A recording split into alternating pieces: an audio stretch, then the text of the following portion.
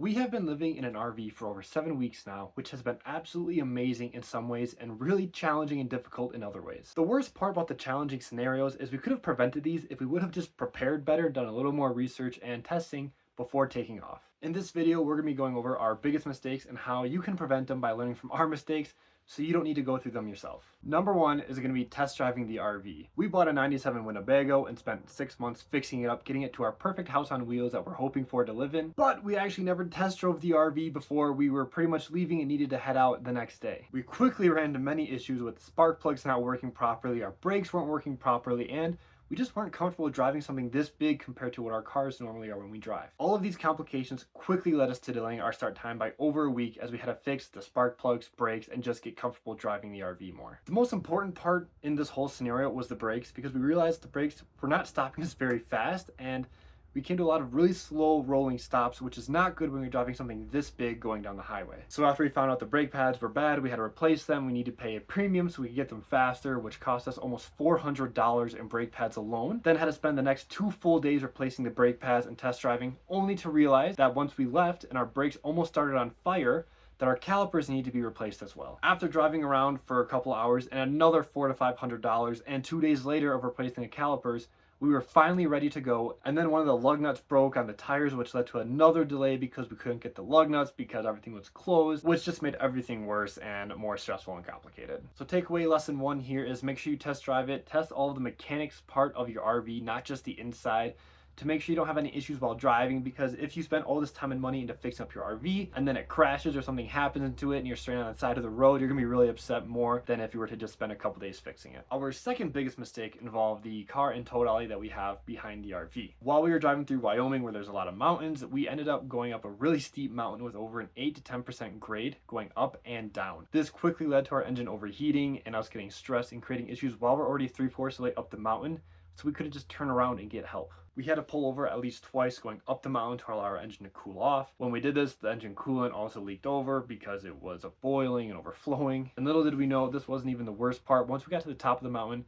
there was a sign that said RVs need to pull over because of the steep grade, and it had warnings for everything that could go wrong, and we should have listened more. Once we started going down the mountain, our brakes started to heat up. I noticed our tow dolly was smoking, so we pulled over and realized that our brakes were smoking on the RV and the tow dolly. So after overworking the RV, going up the mountain and down the mountain, we decided to pull off the car, which was a huge game changer going down the mountain. We were able to throw it into a lower gear and just let the gear control the speed, which helps save a lot of stress and brake pads and money in the future. For those of you wondering, the lower gear here is the first and second gear, and if you throw it down to the first gear, our RV doesn't get going above 25. The engine will rev hot, but really you don't go above 25 as long as the grade's not too steep. And then for the second gear, it won't go above 35, 40, which works great for going down the mountains because you don't need to be riding the brakes, because if you ride the brakes, you're gonna burn them out really, really fast and not have brakes before you know it. If we would have been planning ahead with this mountain a little more, we should have taken the car off of our RV in the beginning to help prevent the engine from heating up too much, and in the end to help save our brakes a little more than deciding to do that halfway down the mountain. Here is the tow dolly that we have. It's just a generic master tow dolly to use to pull our RAV,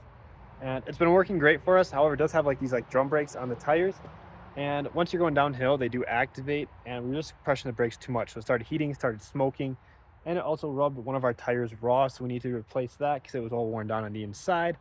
Then we put the spare tire on it, and then that blew and led to a whole issue. So if we would have taken the car from the beginning, might have saved our spare tire, might have saved another tire, which ended up costing us multiple hundreds of dollars by just doing that quick little thing that would have taken only 5 minutes to do.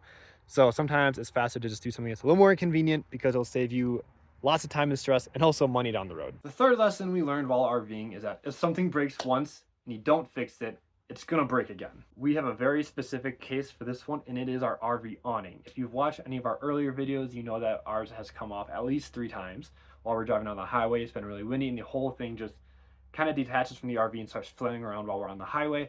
Obviously not good, so we need to pull over, tie it down, strap it, get stressed, get mad that it broke again, and deal with it later. After the first time this happened, we were in a wind advisory, so we thought it was just the wind, it's not going to happen again. However, it happened a second time when we were just driving, and then a third time before we finally decided that we need to tie it down every single time before we drive somewhere. Luckily for us, the awning is still attached to the RV. We haven't had any permanent damage to it or needed to completely replace it in general, but it has created a lot of stress and a lot of tension between the two of us while we're arguing over who needs to go fix the awning and why it broke again. And it's just a whole disaster that could be avoided if we were to just take the preventative caution we needed from the beginning instead of seeing if it still breaks every time. As you can see with our awning there, we have it tied down with a bungee cord on both ends here, and that just prevents our spring from unraveling. Our spring is really bad, it needs to be replaced.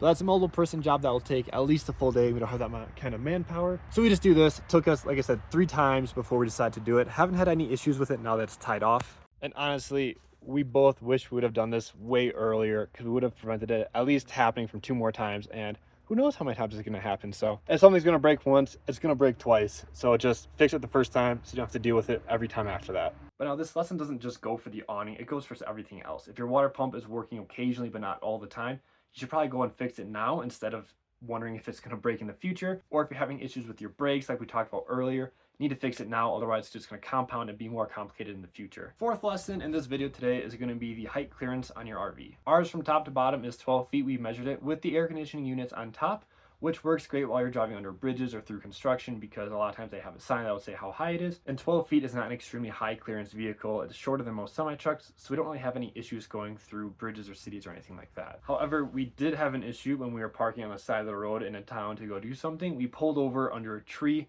because we thought it would be nice in the shade and there was openings. So we pulled under, not thinking about the air conditioning on top, and also we started hearing some crunching and dragging. But by the time we realized this, we were already too far under the tree where we had to just go with it. We couldn't have backed out or anything because we had the tow dolly. And later on we found out that we damaged the outside unit on the air conditioner. We just tore off some of the plastic housing, and we also broke off the bathroom vent, which helps vent the black tank and gray tank smell from going forward and keeping it backwards while you're driving. So now we need to replace that, and the air conditioning unit, it still works, but never really worked well in the beginning. But now it's kind of an eyesore. And the frustrating part, if it would have taken an extra 10 seconds to just question, can we fit under the tree? Probably could have found somewhere else to park and saved the annoyance and the stress of needing to replace these things later on in the future. Final thing we're going to talk about today is our lesson number 5, which is packages and Amazon delivery. We have never done any extended travel before living in the RV, so whenever we needed a package, we could just go on Amazon, order it, and be here in the next day or two with its prime shipping. Really amazing. However, this is not the case when you're living in an RV and staying in really remote places. When you put in the address of where you're staying, Amazon will say it can be there in a day or two, maybe even a week. However, we've learned this should always be extended at least 3 to 4 days of when the expected delivery is going to come. Amazon doesn't actually deliver the package to you. It's delivered through usually a third service, FedEx or UPS, when you're not in a city. So this creates complications when Amazon says it's delivered, but the package really hasn't been delivered because FedEx is waiting to deliver it because it's in their warehouse because you're somewhere remote. Creates a whole complication. We've had to end up waiting for packages for multiple days and calling people and being on endless phone calls and holding lines. It's really just become a headache. A way around this is to call ahead of your campsite from where you're staying, ask if you can receive packages there, and honestly just ship everything to there, even if you're 2 weeks out, to avoid any packages being shipped to where you are after you leave and then have to coming back to go get them. We have heard another way you can do this is by mailing everything to the post office. However, we haven't figured out how to do this. So if you do know how to do it, let us know in the comments, and then we'll definitely go over it and see if it works, because that would be amazing, because we're waiting on some packages now and we're not sure how to get them. Also, one last thing to note, for anything in here that we have, any products that we found that might be helpful for you, if you're dealing with any of this, I'll be sure to link it down all below. We are going to make a video in the next couple weeks dealing with some of the best products we've had to save us time and money, so be sure to be watching out for that. All 5 of these lessons are not that hard to learn, and you can learn them on the road. However, it leads to more complications and stress when you're trying to travel, work, and do everything, and also fix an issue you should have fixed months before you've left. So hopefully this video helped and you can learn from our mistakes instead of doing them yourself. And if you have other mistakes that you can foresee us having or that you've just had in general, leave a comment below and we can talk about it and maybe prevent other people from having the same issue. As always, be sure to subscribe and like, and hope this video helped.